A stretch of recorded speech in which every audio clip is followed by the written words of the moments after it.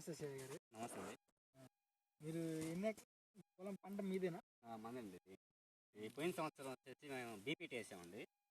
అయితే బీపీటీ దిగుబడి వచ్చేసి మనకి అంతగా అనిపించలేదండి బీపీటీ. అదే ప్రకారంగా ఈ సంవత్సరం కూడా బీపీటీ వేద్దామంటే నాకు ఎందుకో మనసు అంగీకరించక నెల్లూరు బీపీటీ కొత్త విత్తనం తీసుకున్నామండి. ఇదైతే పెట్టుబడి చాలా చాలా తక్కువగా అనిపించిందండి. బీపీటీ మీద కూడా నెల్లూరు బీపీటీ వచ్చేసి పెట్టుబడి చాలా తక్కువ అండి. పోయిన సంవత్సరం నేను బీపీటీ వేస్తే బీపీటీకి పెట్టుబడి వచ్చేసి మొత్తం మీద పొలం వేసిన నారు పోసిన దగ్గర నుంచి కూడా కోత కోసిన దాకా పెట్టుబడి పై మందులు కానీ ఈ బలం మందులు కానీ ఏదైనా కానీ పెట్టుబడి వచ్చేసి దగ్గరగా 15,000 దాకా అయింది. ఏది నా 30 వరకే 15,000 దాకా అయింది. పురుగు ఆశించడం ఎక్కువగా ఉంది బీపీటీ. అయితే అందరు రైతులు అలాగే ఉంటుందో నాకు తెలియదు, నాకైతే అలా అనిపించింది. ఈ సంవత్సరం అందుకని చెప్పేసి నెల్లూరు బీపీటీ అనే కొత్త విత్తనం తీసుకున్నాను. ఇది చాలా శ్రేష్టం అనిపించింది. దిగుబడి కూడా బాగానే ఉంది. విత్తనం కూడా మనకి బీపీటీకి అయినంతగా పెట్టుబడి కాలేదు, చాలా చాలా తక్కువైంది. మొత్తం మీద కూడా ఇప్పటిదాకా వేసింది 4 బలం కట్టలు, 2 యూరియా కట్టలు వేసాము. చివరిసారిగా సిరికట్ట ఒకటి వేసాము. ఇప్పటికైతే దిగుబడి చూడటానికి పొలం చాలా ఏపుగా చాలా బాగుంది.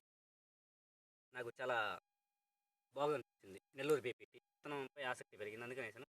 అదే ఒకటి, నేను కరెంటు పని చేస్తుంటానండి. అచ్చం రైతుని కాదు, నేను కరెంటు పని చేస్తుంటాను.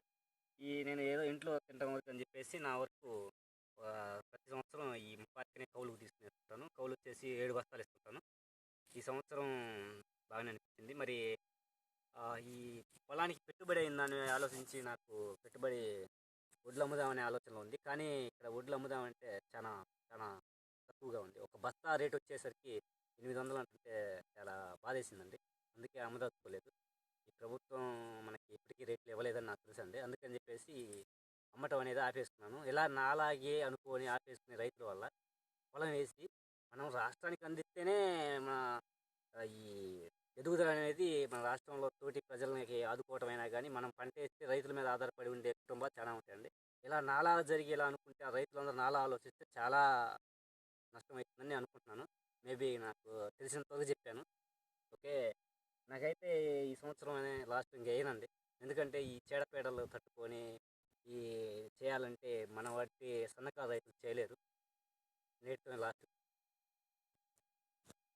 సరే శివ గారు, ఈ పంట పొలాలకి ఏ పురుగు మందులు ఒకసారి మా టీవీకి వివరిస్తారా? పురుగు మందులు అంటే తొలిసారిగా నారు పోసిన రోజు బలం ఒక 2 కేజీలు డిఏపి, ఒక అర కేజీ యూరియా తీసుకొని చల్లినాక నారు నాటిన తర్వాత 10 నుంచి 15 రోజులు నారు ఎదుగుదల అయిపోయినాక డిఏపి బలం కట్ట ఒకటి, యూరియా అర కట్ట వేసాము. ఏది ఈ 1.5 చెప్పింది? అవునండి, ఈ 75 సెంట్లు అండి. ఈ 75 సెంట్లకి మాత్రమే చెప్పేది. బలం 10 నుంచి 15 రోజుల్లోపు బలం కట్ట ఒకటి, డిఏపి కట్ట ఒకటి, యూరియా అర కట్ట వేసామండి. తర్వాత 20 నుంచి 30 రోజుల వ్యవధిలో పిచికారి ఆర్తీను అర కేజీ, కోరాబాను పావు లీటర్ కొట్టామండి. పచ్చ పురుగు ఆశించకుండా, దోమ ఆశించకుండా రెండింటికి మొదటి పిచికారిగా చేసాము. తర్వాత రెండోసారిగా 25 నుంచి 30 రోజుల వ్యవధిలో బలం వచ్చేసి 320 కట్ట ఒకటి, యూరియా అరకట్ట వేసామండి. ఆ తర్వాత అక్కడ నుంచి 35 నుంచి 40 రోజుల వ్యవధిలో మళ్ళీ పిచికారి పై మందు మరొకసారి ఆర్తిని ఒక అర కేజీ.